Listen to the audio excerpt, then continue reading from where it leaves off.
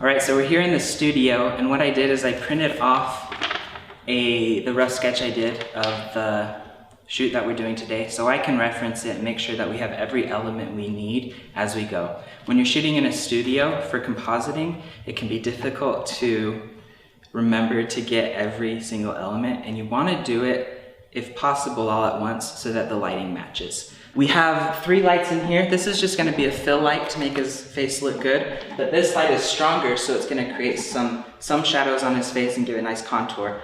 And then in the back, this is important for compositing.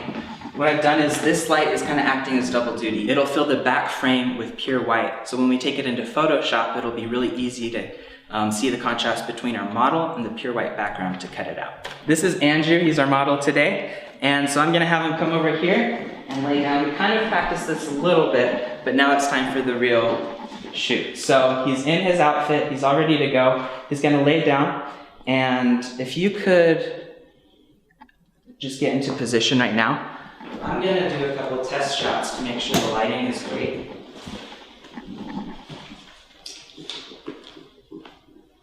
Okay, and that looks amazing. Take off the tie, and then we'll put it on later. So as Andrew was laying here, his tie was drooping down because there's actual gravity. So what we're gonna do is we're gonna have him take the tie off for the first part of this shoot, get that as a base, and then we'll do some shots of us like whipping up the tie or something like that. And then just cut out the tie and put it back in Photoshop so that we don't have to try to erase the tie as it covers some other elements.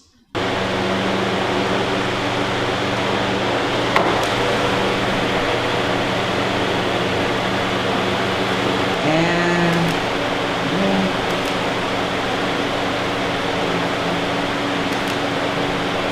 kind of like that.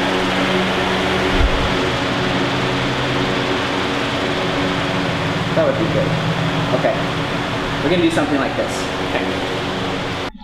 So for the second element of the shot is him as the falling person. So Andrew's changed clothes, we've kind of changed the setup a little bit. Now one of the rules of composite photography is that you never change your camera angle because you want everything to look real, as if it was taken all at the same time from one focal length, from one camera, when you put it in Photoshop. And you might notice that I lowered my camera tripod here and it's closer to the subject. So I've taken into account that. What I want to do is, he's gonna be lower in the frame and then he's gonna be closer to the camera. So what I've done is I've widened my zoom a little bit so I see more of him here.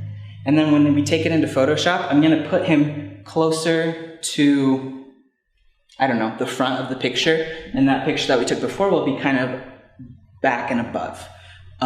So it's okay that we changed the tripod setup because we're taking that into account.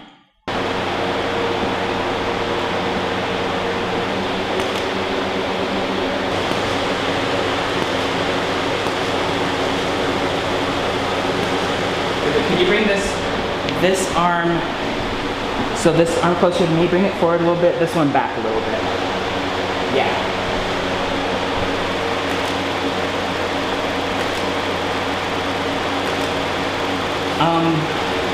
Yeah, this one just a little bit more. Yep, and that back one a little back.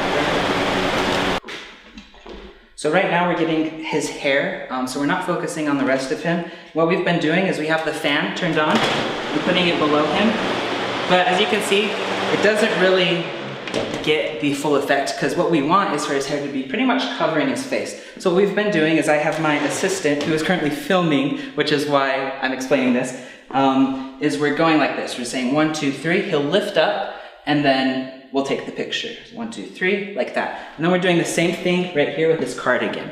So we'll lift it, we'll go 1, 2, 3, and then it just looks like it's in free fall. It usually takes a few tries to get the timing right, but when you do, you can just stitch those elements together. So it doesn't matter if someone's here actually touching the person, as long as they're not blocking or changing any of the light, you can just stitch it together in Photoshop.